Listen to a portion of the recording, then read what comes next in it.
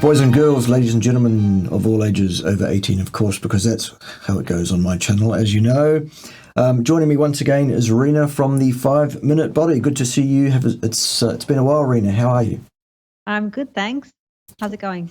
Very good, yeah. Busy as, I've got as much going on as I think I can fit into a week. I don't think there's much more space in the calendar for anything. Well, that's always good. Yeah, it is good. Things that you're passionate about. Yep, absolutely, and it keeps the wolves off the door and keeps the lights on and keeps 2 puppy dogs fed and one I suppose we'll call her wifey. We're not actually married, but let's call her wifey. Why not? Keeps everybody fed. You've been with someone for 10 to 20 years, or let's just say a few years. They are like your wife. I mean, you don't have to be actually married. Yes, I was married once before. I didn't like it much, so that's for another day. Yes, that's for another day. Anyway, let's talk about what's going on in Rina's world. What's been happening? What is new? What have you been up to? What do we need updating on? Yeah, so basically on the carnivore lifestyle, as we know, we love the lifestyle, but I've done a few tweaks, which is really helping in terms of, just making sure that I have more energy, curing disease, especially the people that I'm meeting. They have so many different things like fatigue, infertility, they have depression, anxiety, SIBO, and this idea about focusing on mono foods, 1 or 2 foods, and not being too spread out in the carnivore lifestyle to cure disease. So what I've started is a BBE challenge, the beef, butter, bacon, and eggs challenge, minus the eggs.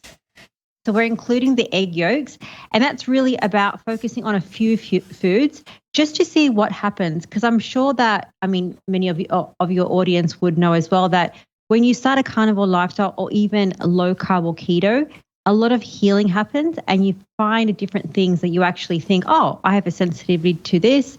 I didn't know I had this happening. But when you actually go strict carnivore, that's when the magic happens. Yeah, I certainly found that myself. I certainly found that there was a huge difference between even 95% give or take carnivore and 100. You would think that it's 5% wouldn't make a huge difference. It really does. It really does. So I certainly found that. Okay, so beef, butter, bacon. Did you say?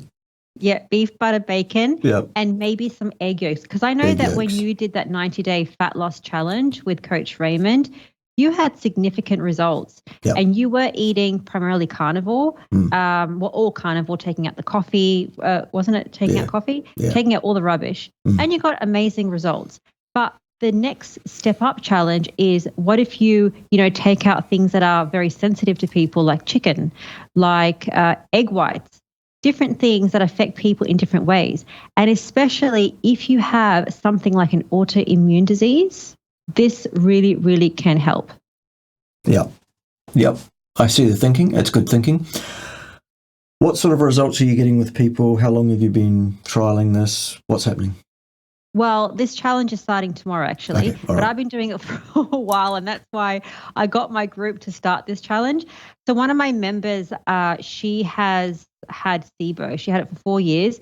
All she did was focus on lamb and beef to heal it. She found that when she was having cream, when she had anything that was just very irritating to the gut, that really affected her outcome. So this is really for people that have different ailments.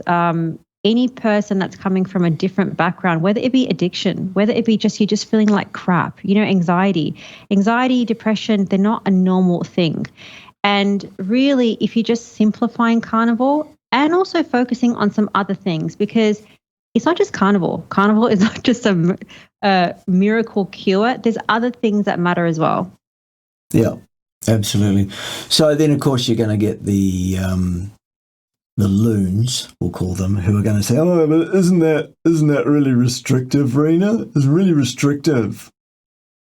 Well, yeah, it is very restrictive, but what you find is on this lifestyle, not just carnivore, but on this way of eating, food doesn't become your entertainment. Food does not become your way of connecting with people. Having a chat, moving, walking around, not even coffee. These different things that we connect with people on, which is primarily food-based, addiction-based, and coffee-based, it goes away. And you actually have a lot more different things to talk about. Like now, I could talk to you about 100 different things that aren't related to food. It's amazing, isn't it? And we're not absolutely obsessed with food and where's the next food coming from, and good goodness, we haven't eaten for 2 hours, so now we've got to pour more sugar down our necks, otherwise we're going to fall over dead in 5 minutes flat or something like that. Yeah, I get it. And I think that the thing that's restrictive for me is living a life in poor health. That's restrictive. Yeah. What we're talking about is just a little bit of self-discipline. I mean, wash our mouths out, absolutely, but that's really all it is.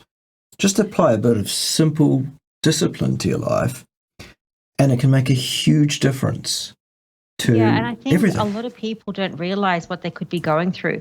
Like having low energy is not normal. Not wanting to get out of bed pumping with energy is not actually normal. Not saying I'm thriving or I'm absolutely superhuman, but how much energy and concentration and happiness I have now is so different to what I was doing keto or even doing carnivore, which was not focusing on the red meat. And that's why I'm so passionate about, sharing this protocol, this way of eating and living, that you have all the tools in your armory to help you, to make you feel happier. Because that's what life is about. You don't need fancy doctors, fancy pills. You don't need to follow some program. You don't need a gym membership. You don't need to work out. You can just move in a way that humans are designed to, eat in a way that we're meant to. And also, I was also fascinated with fasting because I went through down that rabbit hole of fasting. And then for me personally, the fasting, doing it strict fasting every day was not working. So I am experimenting with just doing 3 meals a day. Okay. And upping my fat as well. All right. So when you're talking about fasting, are you talking about like 1 meal a day type fasting, or having a 4-hour window or a 2-hour window or a 1-hour window or something, but still eating at least once every day? Is that the kind of fasting? I could never do OMAD. I've tried it and it works sometimes, maybe for a day if I've eaten a lot the previous day. And I know that I spoke with Coach Raymond about the priming, but and it's possible. It's possible to do the priming. It's possible to do that lifestyle. But for me, what I do like is having flexibility. If I'm just hungry or I'm tired or I just want to eat 3 meals a day, I just want to be able to do that and not care about fasting. If it's just natural and it's 2 meals a day, or maybe I eat an OMAD, which is spread out over a few hours, but it's not this same pattern of fasting or eating every day. That's kind of what I'm trying to get around, because I think that a lot of people talk about, I just do OMADs. I just do 2 MADs, and that's what you have to do. And I think that causes a lot of stress and anxiety with most people. Yep. Okay.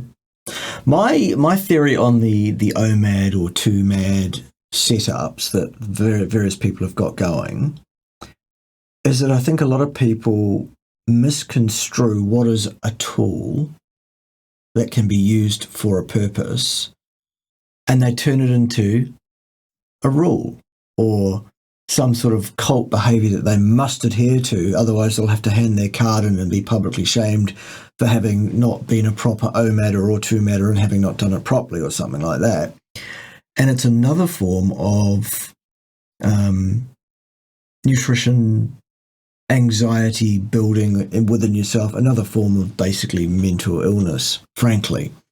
So I support what you're saying there. I think that people should not be doing OMAD or 2 MAD as a rule. It is a tool, not a rule. And it should be used when advised by your duly experienced and or qualified coaches who suggest to you, okay, I think it's probably a good idea for you right now, given your circumstances, that eating once or twice a day might be a good idea rather than 3 times. Now, that's the thing. We're talking about meals. We're not talking about snacking the whole time. So even this thing about doing 3 meals a day, but I think a lot of people, they think, 3 meals, that's too much. But if you think about how most people eat the whole day, they're just snacking and grazing, eating glucose, sugar, and crap. And that's not good. And the dogma around, I must fast. I must just do ribeyes. I must just do this and that. No, you don't have to. And that's what because I think a lot of people get guilt. They get anxiety around it, and you don't have to. I mean, you eat blueberries. And that's fine. Not for the next 90 days, I don't. But are you doing the fat loss challenge again? The program? What I decided, I just for some kind of, I don't know, masochism or something, I decided that I would finish the year the way I started it. So I started this year with 90 days of 100% carnivore. Nice. And I'm going to finish it the same way. I say 100% carnivore, I'm still drinking coffee. Okay, fine. Take my carnivore card and say you never were and you did it wrong if you like. I couldn't care less. That's what I'm doing. Yeah. I don't find that coffee causes me a huge, obvious problem. I'm not saying it doesn't cause me any problem. It probably does. But yeah, I just thought I'd finish the way I started. And then also what I can then say is in the last 12 months, I've spent 6 of those months 100% carnivore. Here are my numbers from the 90 days at the beginning and the 90 days at the end. And here are my numbers body composition-wise, weight-wise, muscularity, all that for the 6 months in between, where I allowed myself sort of a 5% or so transgression, mostly in the form of blueberries with cream. I know, shocking behaviour. So it's also out of interest and to see if I get back to where I was at the end of the 90 days. I haven't put a great deal of anything on, but there is a little bit that's gone on. Yeah. That's mostly it could be like the mental ability in terms of just how you're feeling in energy. Like when you get out, just that last bit, it does help. And I'm the same with coffee. I was thinking, toing and froing around coffee, and it's that guilt around, it's not 100% carnivore. But I'm fine with just one small coffee a day, and I'm going to keep it. Doesn't really bother me. I'm fine on 5 or 6 small, large coffees. Yeah, I still drink a lot of coffee. However, I used to drink twice that. Wow. It doesn't affect you in terms of your mood or your energy? Like, does it give you energy?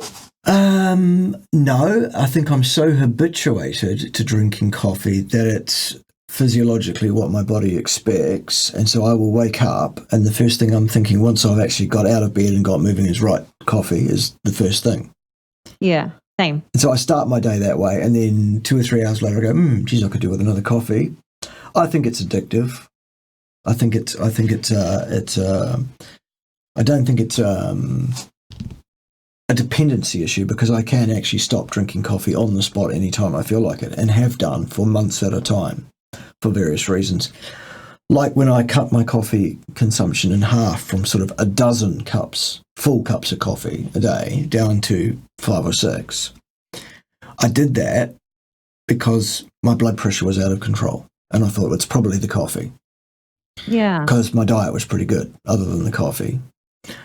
So for a month, I drank no coffee at all, cold turkey from 12 a day, bam, without too much problem or anything that people say, I had withdrawal. I don't. I'm just not drinking coffee. Fine, whatever. And my blood pressure normalised. And then over the 2 years subsequent to having done that, I added 6 coffees back in, while all the time keeping an eye on my blood pressure, and it's under that level where it sets me off. My blood pressure is still normal. I feel normal. My energy feels normal for me. It might be a problem. I mean, I might, just for fun, I might go a year without drinking coffee next year. I reckon that you should try a challenge that you just have and do it with me and do it with us, which is 1 coffee in the morning, because let's not be silly. Like, let's have a little addiction. It's fine. Totally fine. I was going to have 1. I used to have 2 coffees. Now I'm just I love coffee. It gets you up in the morning to go to the kitchen and make the coffee. Let's try just having 1 a day. Maybe. What do you think? Could do. Oh, I think you got a bit of resistance. Yeah, oh, that sounds good. Maybe not. Yeah, okay, Rina, that sounds fantastic. I'm really excited to do that. It's so much fun. I love it. It's so cool. I love taking out stuff that you feel I could, but I don't want to, and you do it. And it's amazing how, when you actually do it and you accomplish something, you're like, right, what else do I find, somewhat difficult, or something that I've been doing? And it just cascades into all these other things in your life. Yeah, absolutely. All right. I'll have a think about that. I'll have my people call your people about doing a 1 coffee a day challenge, maybe for a year. Do it and then tell me how you go, because 6 is I think think it's still a lot. Not It too is. bad. It is still a lot of coffee, and it's with me. I am definitely an abstainer rather than a moderator when it comes to anything. So that's really what the resistance, if there is any, to one coffee a day is like. Well, if I'm going to have one, am I going to stop at one?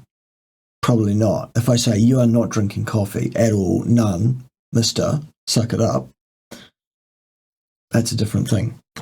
Somehow, and I don't know how. It's just a psychological Yeah, thing. I'm the same. I think a lot of people they're not. A lot of people, some people can be moderators. Like, oh, it takes me time to do something. It takes me time to get off something. If you are not a moderator, but you're an abstainer, you're like, next day I can just do Carnivore and stick with it for however long I say I want to do it. But then when you get off it, slowly, like the bad stuff creeps in. But I mean, it's fine. Like each to their own. At least you're aware of it, and that's really good. Yeah. So, don't know, coffee next year. We'll have a look at coffee. We'll have a look at that. I mean, I'd also like to do 12 months straight of 100% carnivore at some point and see, what comes of that in terms of, maybe I've got problems with my health that aren't major problems, but maybe there are problems there that I don't even really realise that will go away if I'm 100% carnivore for 12 months. Who knows? I do notice that those that I talk to, like Anthony Chafee, that he's 100% carnivore and just eats meat, you sense a different energy. You sense a lot of different energy. Just nothing really holds him back. He's just going for it like day in, day out. Nothing bothers him. It's just very, very simple. And yeah, that little bit of stimulation or addiction, I think it does make a bit of a difference. But I mean, try. I've tried to give up coffee, not very successfully, because it's just that taste that you just want. But anyway, it's fine. And I think a lot of people feel the same way. It's like, don't touch my coffee, but I can do other things. But I need to have my coffee. Yeah. And I think it's about the caffeine for me. I mean, I cannot get my head around. I mean, I've got a friend, Jess, that you probably know about, who she drinks all this decaf. She's, I just love it. I love it because it's the taste of it. What are you doing? Coffee is about the caffeine. It doesn't taste nice. Yeah. What's wrong with you? And she's like, oh, no, I just love the taste and I wouldn't drink caffeinated. And I'm like, it doesn't make any sense. But there you go. But I'm also interested with coffee because it excites your sympathetic nervous system. So it's actually like, it's a stimulant, which is no different than, I mean, I think like cocaine or other addictions. Yeah. It's not good for you in terms of like what it does to your body. But it's interesting that if you take away the coffee, just in theory, if you don't have that stimulant, you should have more calm, stable, slower energy that's more focused when you take out these different things. Even tea, I think, makes a difference because I still have tea. And that is definitely coming from my mum. She has like so many teas a day. But when I was living with her, I was having tea all the time. And that's something, again, just habits. Yeah. Habits and socialization things that people are programmed to do. Tea drinkers are all like, every 5 minutes, right, well, it's time for a cup of tea then, isn't it? It's kind of like the Queen, and she has her tea and that kind of like, tea time. And then you have tea time with something little in the afternoon. And then when you change that, it's like, let me have hot water. No, thanks. Can I please have some hot water? I've done that myself when I've been not drinking coffee. I've had cups of hot water to replace the doing of the drinking of the coffee sort of thing. It's a way of replacing the activity with something harmless. Obviously, hot water is pretty safe. I don't think there's too much in hot water that's damaging. I mean, it's even filtered water here, so excellent stuff.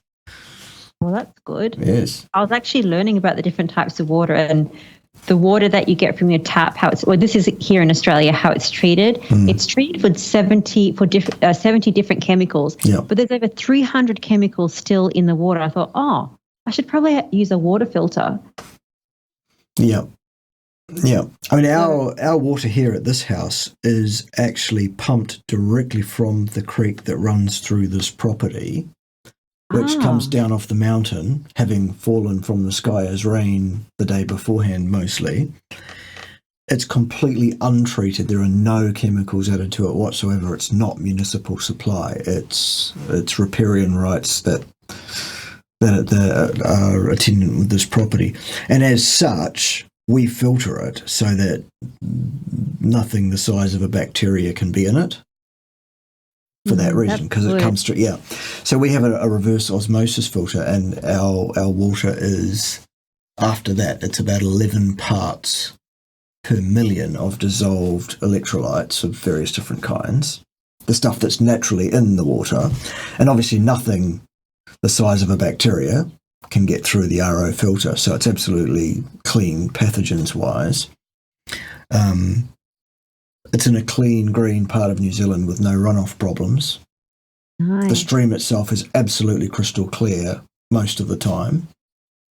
So, yeah, good stuff. Good stuff. That's the way to get water if you can. Move on to a farm.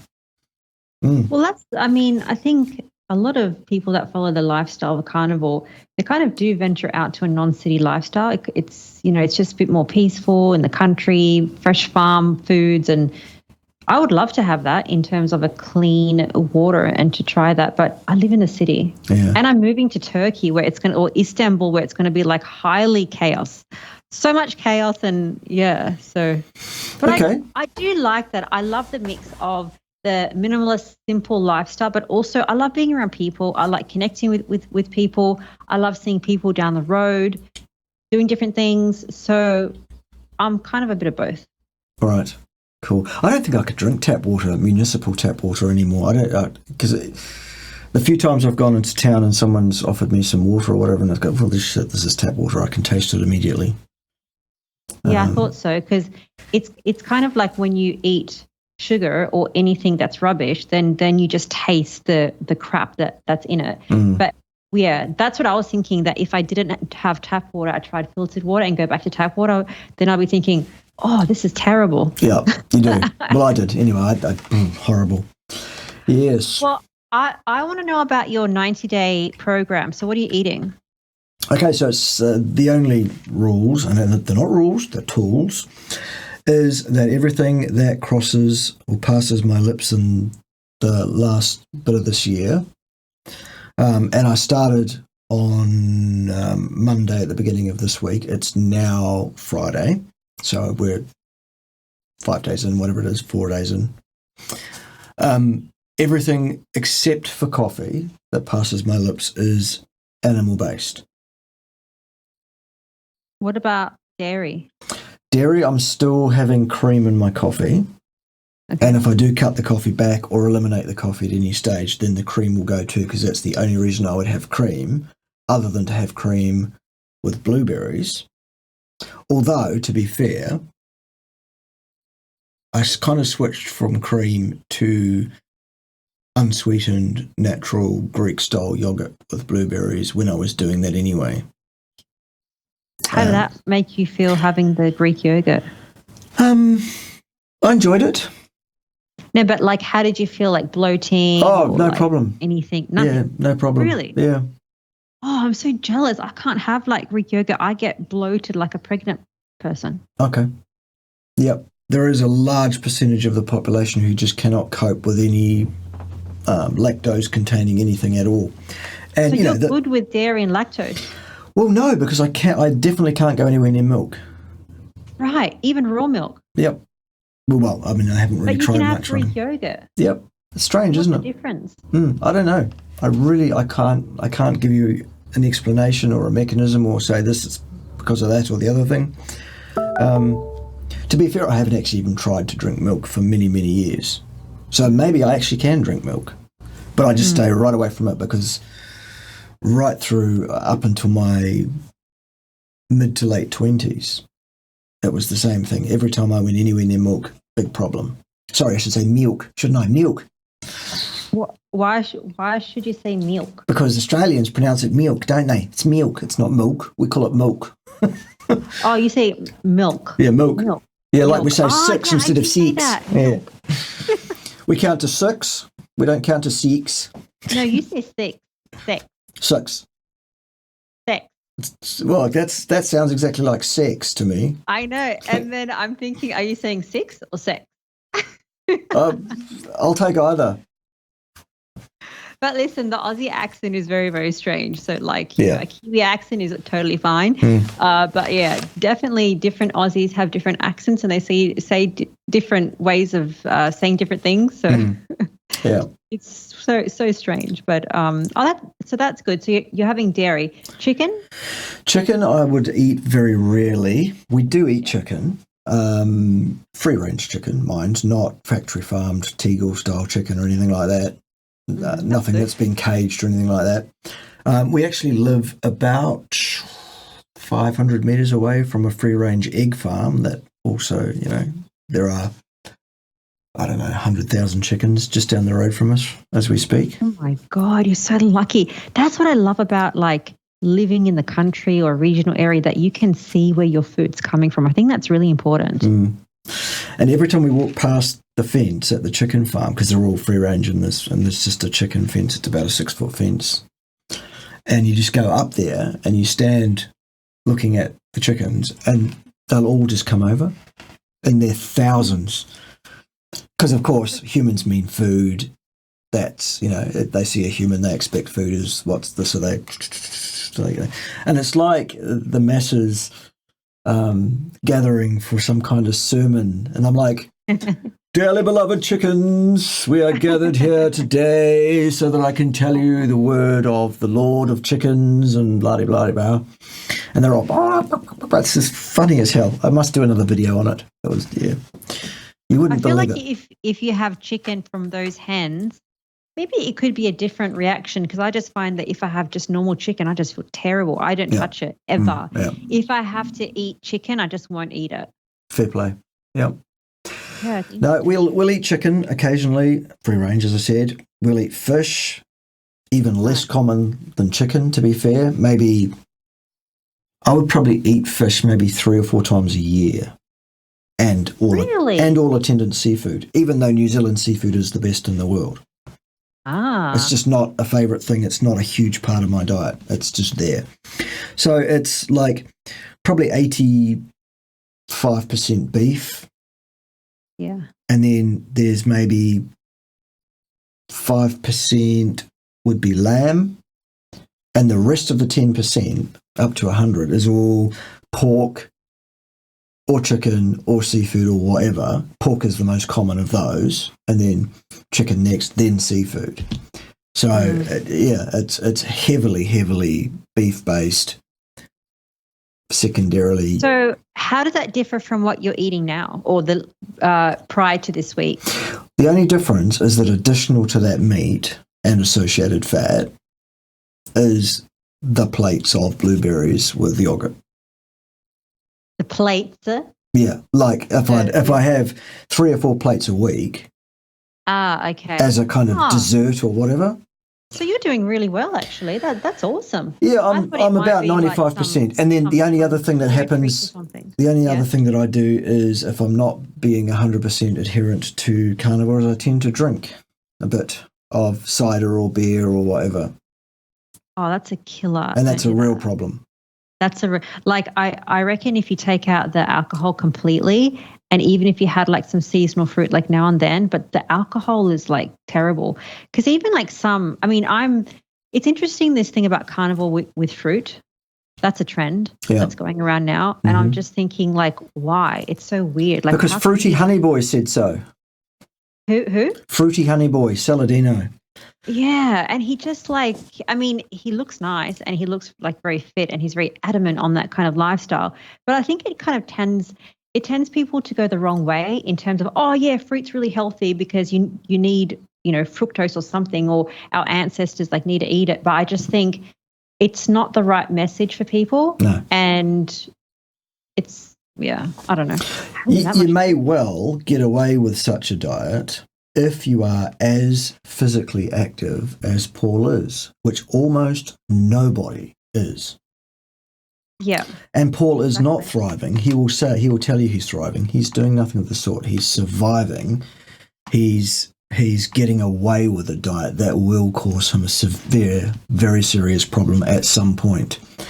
I don't wish ill on Paul, but I promise you that it will happen. His health will collapse. because Well, we are eating absolutely that not much. designed to eat that way. Yeah, because like fruit, it's the same thing as sugar. It is, the fructose is like more toxic than glucose. Yep. And the mix of that in your body, I don't understand how you can have that much sugar accompanied with meat. Whereas if you see, and he talks about that our ancestors, from an evolution point of view, that's how we're eating. No, No, it wasn't. no, it wasn't. It was very sparingly that you'd have like a tiny piece of fruit, not the massive quantity. So, this is really about people to understand that that's not how you should eat, or evolution, from an evolution point of view, what people were eating, because no, they weren't. Majority meat. And you don't have to be 100% meat, but majority is meat. So there's two spectrums, which is like, okay, you must be 100% carnivore or eat all the fruit. Both aren't kind of the way that we should be eating. The way we should be eating is primarily the carnivore way, which is animal-based. Maybe dabble in some dairy if it's okay. If you have some low-sugar fruits now and then, very, very sparingly with some heavy cream, beautiful, delicious, but not every day or every week. Yeah. And no alcohol and coffee. No, have some coffee, like... Well, okay, Ideally, I no did a video coffee. on alcohol, and I think spirits is okay, like once in a while. What do you think? Sure, yep. But again, I'm not a moderator. I'm an abstainer, or I'm all in both feet, and I'll drink too much, and it will be a problem not only for my health, but also for the experience of everybody around me, because it turns me into a completely different character, and one that nobody would really enjoy, least of all me. So, yeah, it's just not something that's going to work for me. Fair enough. Yeah. Well, again, at least you're aware of it. The alcohol is something that I could never tolerate. I am not a moderator. I'm definitely an abstainer, but definitely alcohol is just, it makes me exhausted, depressed. I feel like I have to go straight to bed. It's not something that, I think my main thing was sugar, definitely. And the other thing is that with a sugar addiction or any addiction, it kind of never goes away. You always have to manage it, always. Yeah. Like carnivore is not just the cure for everything. You still have to do other things to have health and to have happiness. Yeah. But it makes it easier though. Sure. It's like getting to everything else in a style of health that we should all be accustomed to. And it really just circles back to what we were saying before, is that so many people, the vast majority of people, spend their entire lives hamstrung by poor health as if that was a normal state of affairs. And they accept this as okay. Well, people are just fat. Well, no, there's nothing in your genes that says that a human being that follows their genetic gift, follows their design via natural selection, and eats a species-appropriate specific diet, is going to be fat. Oh, I'm just a big-boned girl, or I'm just a big boy, I'm just a fat boy. No. Nobody has those genes. It's because you're eating wrong. I was talking to, Black Carnivore. Yep.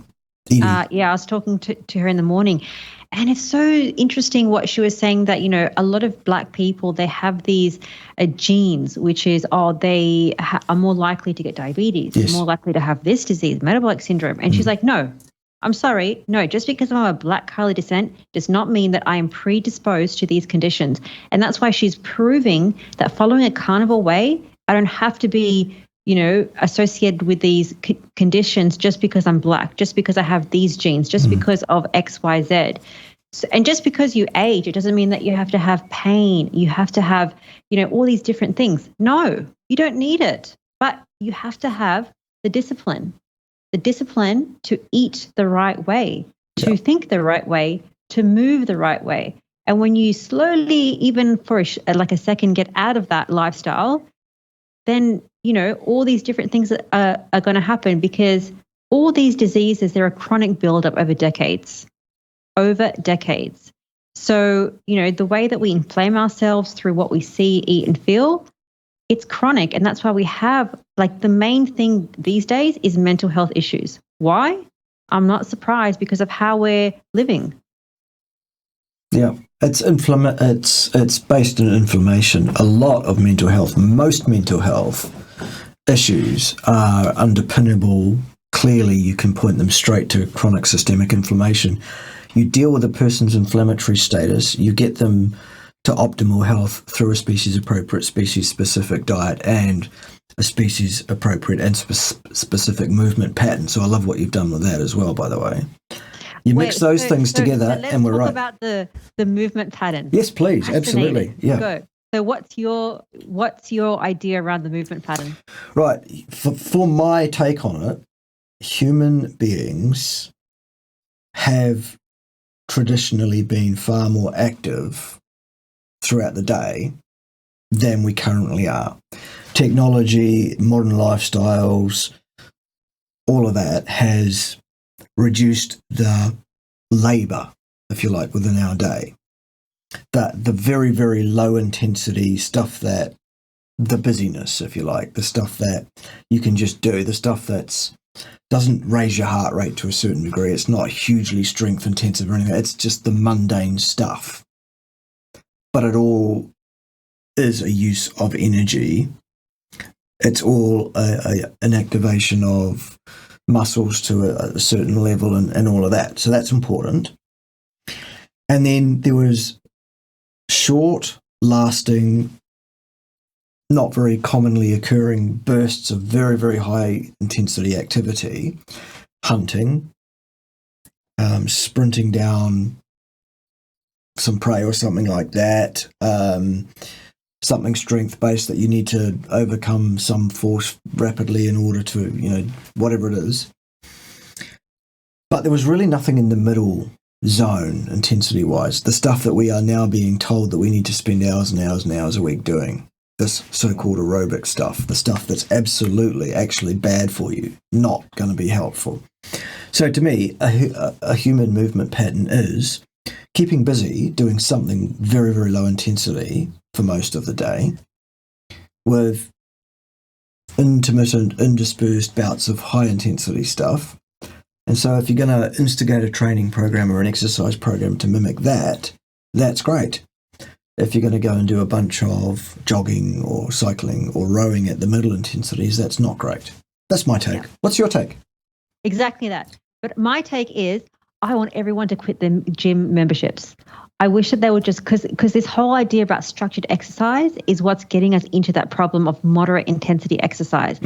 And like, it's just mind-boggling how this whole lifestyle, it's so easy and it's so free and it's so simple that, like, I don't understand why people are going down the rabbit hole of I must have a gym, a personal trainer, all these things, because we're told otherwise by marketing and by people that want to sell you something. Yeah. But exactly what you said, and it's just the move. Go for a nice walk, a relaxing, slow walk, move around the house. Instead of us sitting now, we could be standing, for example, talking. And then if you want to, like once or twice a week, if you want, do something high intensity that's fun. Yeah. If it's fun, you're going to do it. But if it's something that's structured workouts in the gym, I mean, how many people do you see in the gym that are really fit? Well, yeah. And the people that you see in the gym are, if you do go to a gym, are the same people every time. Do they look fitter and fitter every week? No. It's like what Tim Noakes always says, and that is, look, the benefits of appropriate exercise are fantastic. There's no question of that. They absolutely are. However, if you have to exercise to keep your body composition under control, then your diet is wrong. Well, I don't know how you exercise to keep your body composition under control, because I know you don't feed into the calorie theory, but even if you were to think about energy expenditures, it's nowhere near what you could overcome or overcompensate from energy expenditure to what you're actually consuming in terms of energy. You can't, like, you have to be like Paul, like, for example, maybe moving the whole day, expending 5,000 calories. Yeah. But most of us will probably do about 2,000. If you buy into the calorie theory, who knows? But there's a certain amount of energy that we do expend, that we do consume. But yeah, like that's why the exercise, it just, the day I found out about that and realized and made a change, it was the best day of my life. Yeah. Because how many hours a week did you get back? I used to exercise an hour and a half every day on the treadmill. I used to just run because I thought that I needed to, and I was starving myself. And then I had night eating syndrome, waking up in the middle of the night, eating majority of my calories. I didn't know what the heck, why.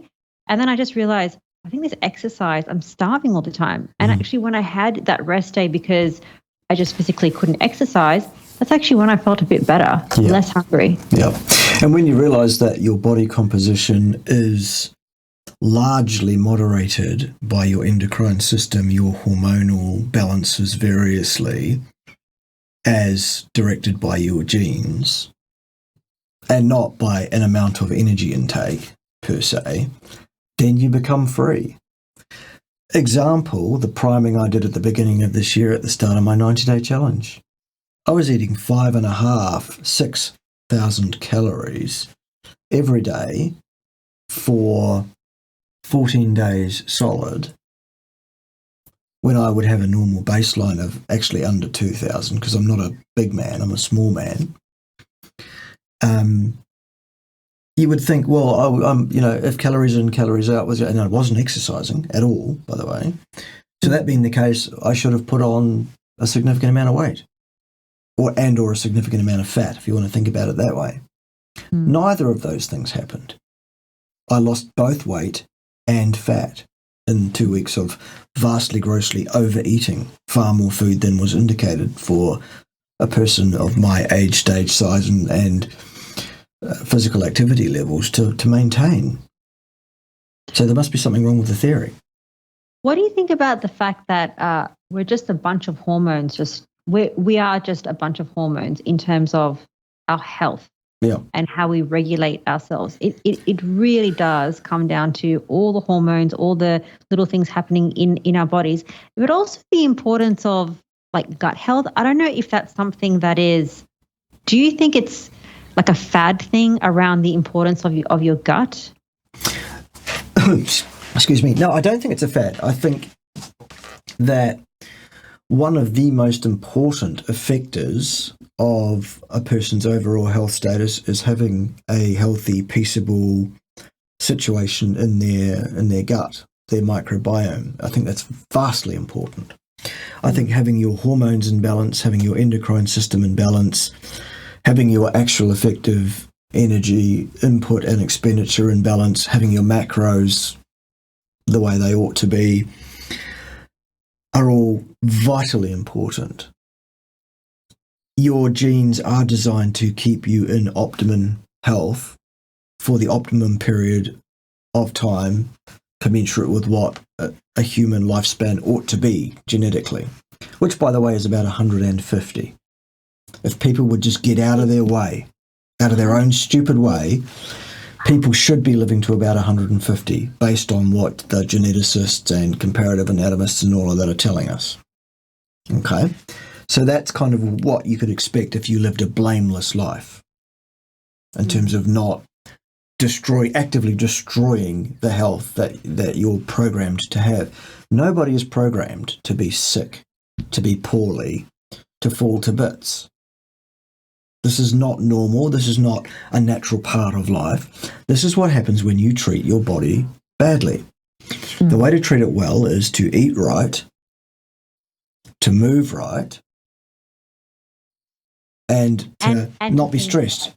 And to think. And to think right. Well. Absolutely. Yeah, to think right. I like it. Good. Yeah. Because move right, think right, eat right, don't be distressed. Listen to this, right?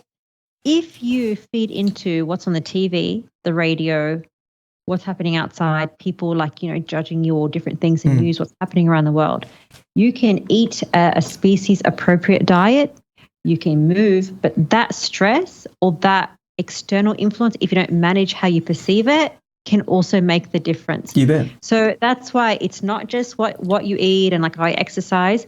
The crucial component is the stress. And it comes down to, first of all, how you perceive the world, how you think the world is happening, what's happening to you. Because two different people could be living the same life, the same thing can happen, and they both perceive it the different way. Yep. Absolutely. So that's the difference between stress, which is indicated in your life and useful, and distress, where it becomes out of balance. Again, it's just back to balance. It's about what the optimal balance is for a human being, and in particular for you as an individual human being. There are very minor differences between people, by the way, in terms of what is ideal diet-wise and activity-wise. There's quite a bit of difference between people in terms of what's ideal lifestyle-wise. For example, my sister has chosen a particular life pathway, and she's as happy as a pig in pig stuff, to be honest, doing what she's doing. What's her lifestyle that she's chosen? Well, she's chosen a very hard road financially. She's chosen to have a husband who is never going to provide much more than the basics. And that's not a judgment on him. That's just how it is. He's an immigrant from Tunisia From where? From Tunisia. Where's that? It's, if you go west of Egypt, along the top of Africa, it's a couple of countries along, I think. It's a Muslim country that's largely desert, and that's his experience, that's his upbringing, that's who he is. Absolutely fine. That's what she chose. They've also chosen to live in the most expensive city in New Zealand to live in, which is Auckland. And he won't live anywhere else because that's where his friends are, who are also all completely broke, obviously, because of the fact that none of them have the kinds of skills, educational qualifications that can ever get them out of that hole. And they're all choosing to live in a city where 60% of their income is rent every week. 60%? 60% and above. Wow. Yeah. And so there's very little left to actually even feed themselves well. So they eat a diet that's not ideal. While she's at it, she's decided to have 4 kids as well. And get this, the oldest one is 25, then there's one that's about 19 or 20, and then there's a 10-year gap, and then there's 2 more. I'm like, anyway, this is not a bag my sister session, but it's just like she's chosen a life that, stuff goes on in that house that would send me up the mud. It's just no way.